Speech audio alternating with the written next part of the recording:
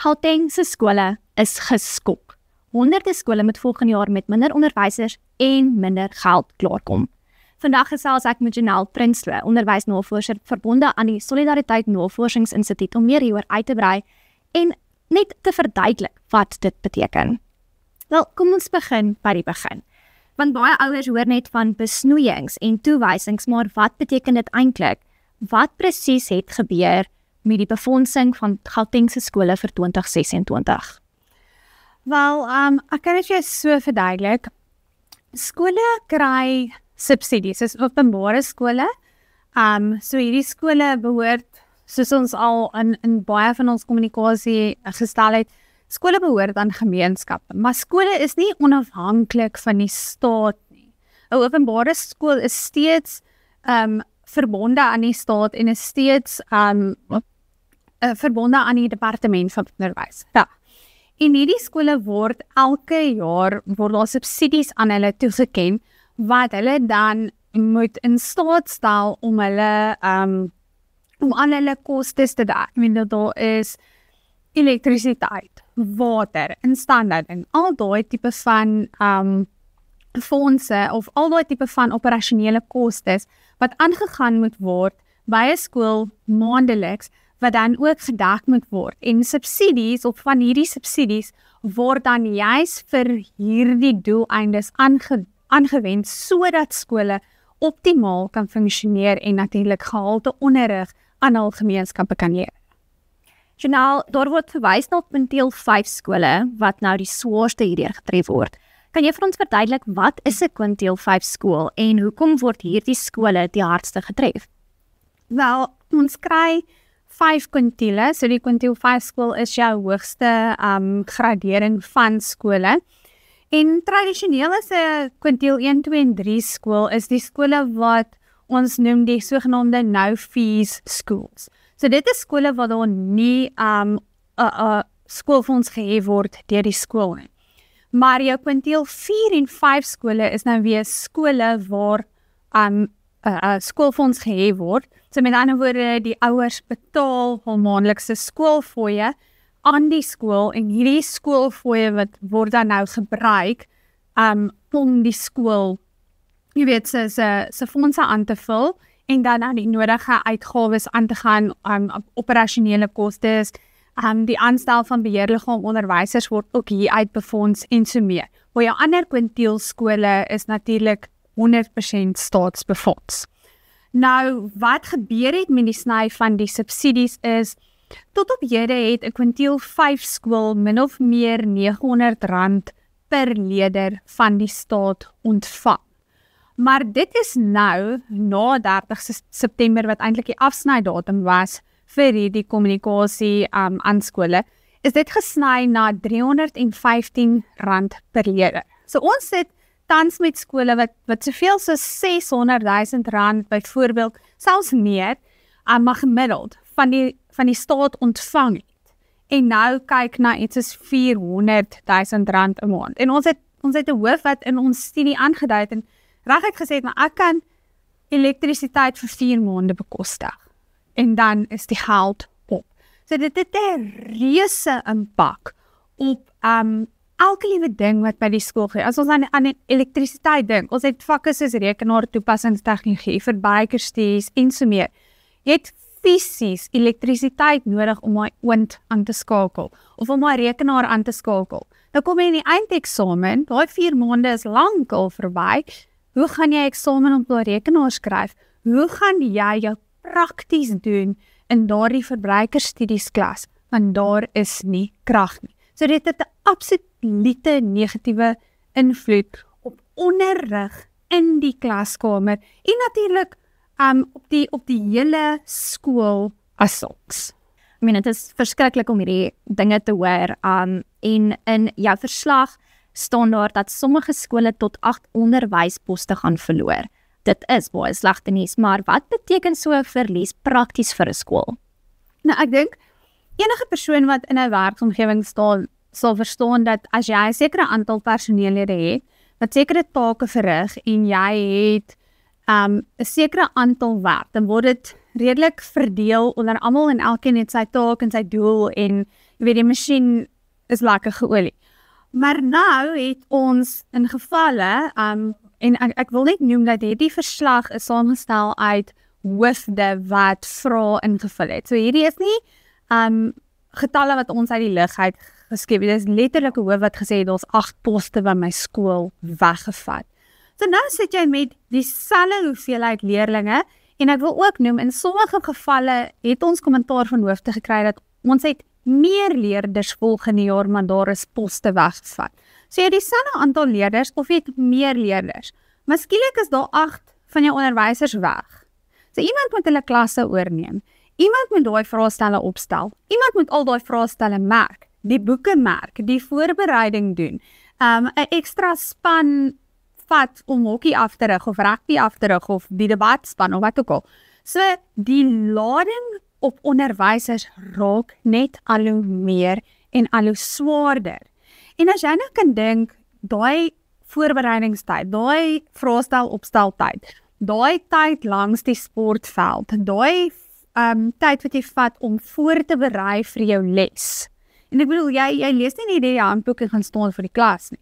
Jy het dalk 'n PowerPoint presentation as jy krag het, of jy het 'n werkkaart wat jy moes gaan opstel het. Dis ure se werk. Nou moet jy dit vir ekstra kinders ook doen. So waar is die tyd waar jy kan gaan mooi ontleed watter van jou leerders het addisionele aandag nodig? Of watter van jou leerders het verrykingsoefeninge nodig sodat jy hulle weer kan stimuleer?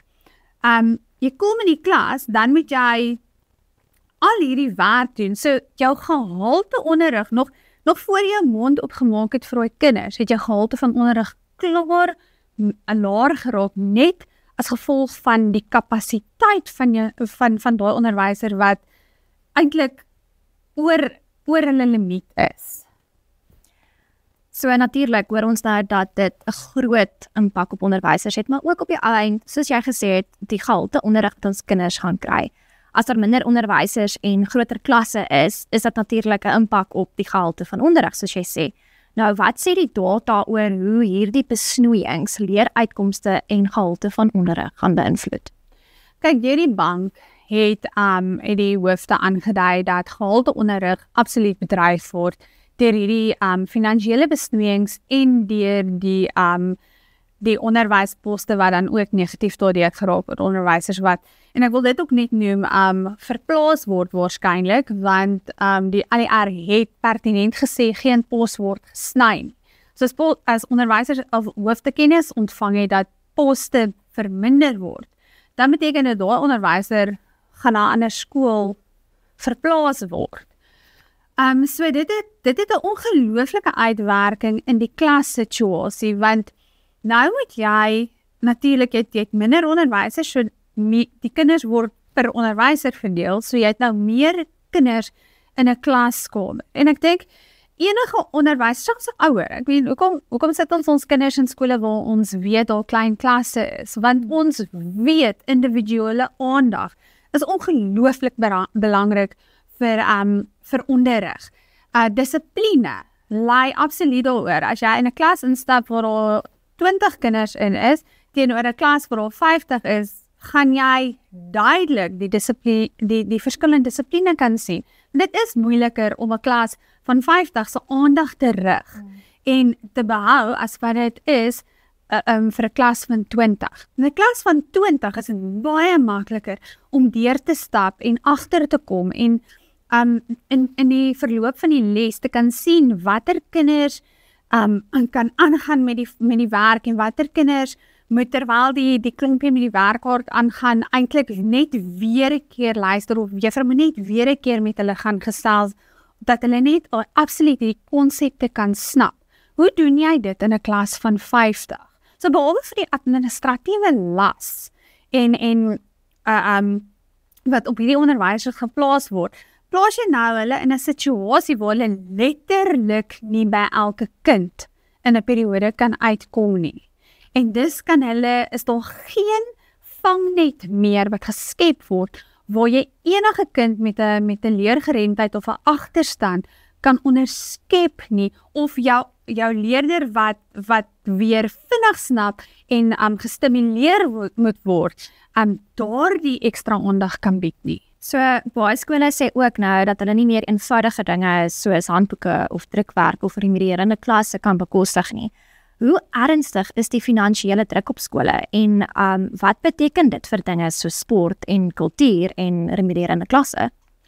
Kyk, een woord wat aanhoudend opgeduik het in die data wat ons ontleed het, was onvolhoubaar. Die hoofde beskryf hierdie situasie absoluut as onvolhoubaar.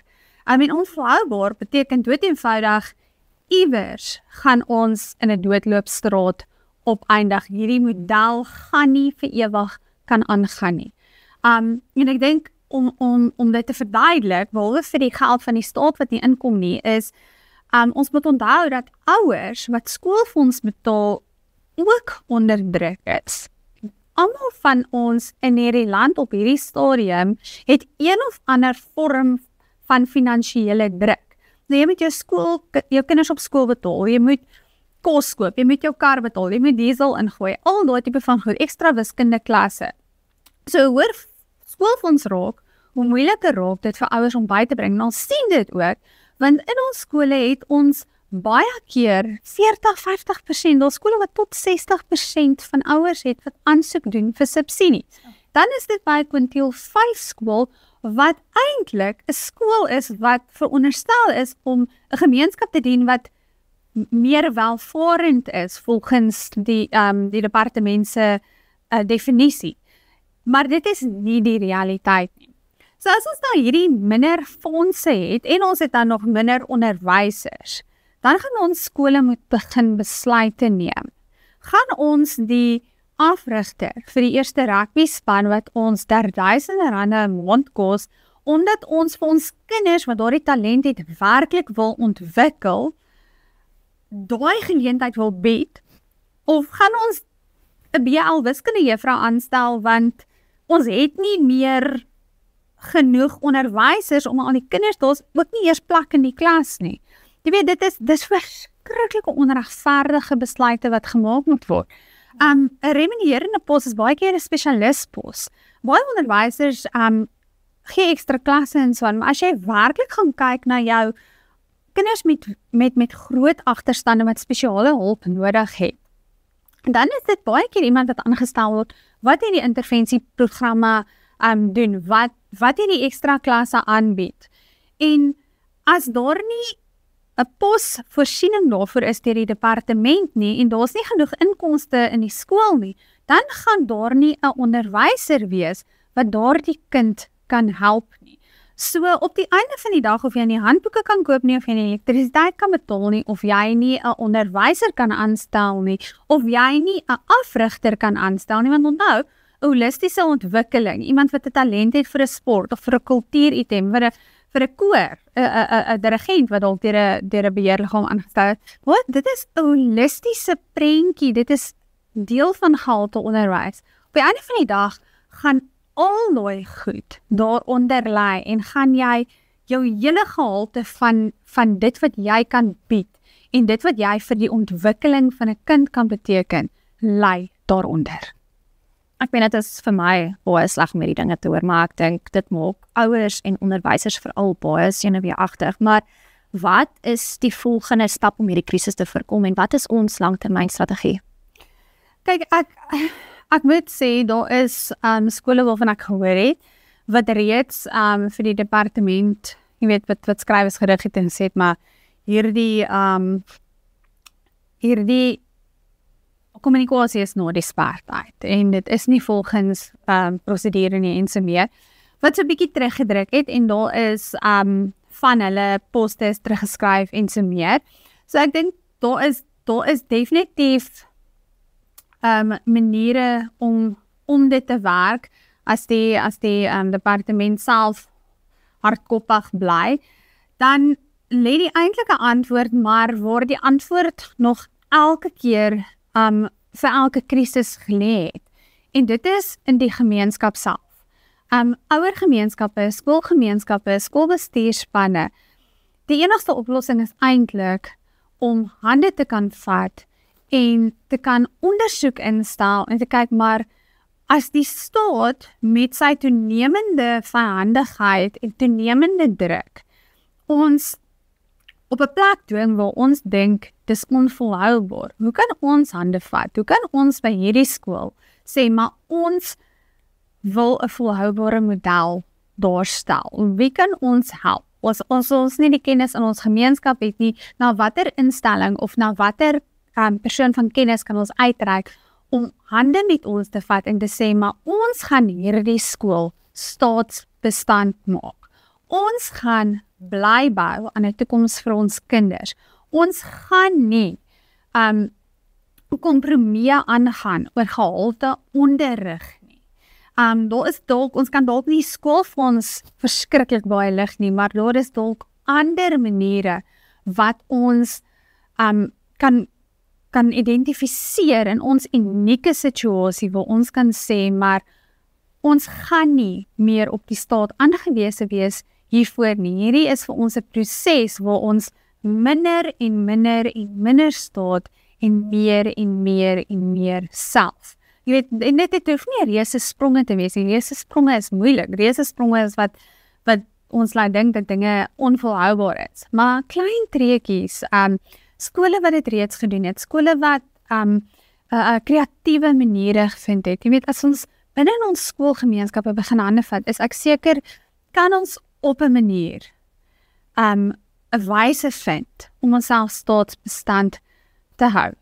En in terme van onderwysers, ek dink ons baie onderwysers tans wat baie onseker is, beheerliggaam onderwysers, onderwysers wat vir die departement werk, wat wonder of hulle dalk die een is wat gesny word en wat na 'n ander skool toe moet gaan.